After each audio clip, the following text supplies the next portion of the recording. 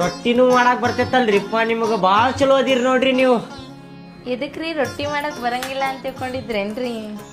ನನಗೆ ಎಲ್ಲಾ ಮಾಡಕ್ ಬರ್ತೈತ್ರಿ. ರೊಟ್ಟಿನೂ ಮಾಡ್ತೀನಿ, ಚಪಾತಿನೂ ಮಾಡ್ತೀನ್ರಿ, ತರ ತರ ಪಲ್ಯನೂ ಮಾಡ್ತೀನ್ರಿ. ನಾ ಏನ್ ಪುಣ್ಯ ಮಾಡೇನೇನಾರಿಪ್ಪ, ನಿಮ್ಮಂತ ಹೆಂಡತಿ ಸಿಕ್ಲ ನನಗ. ಮಾಡ್ರಿ ರೊಟ್ಟಿ ನೀವು.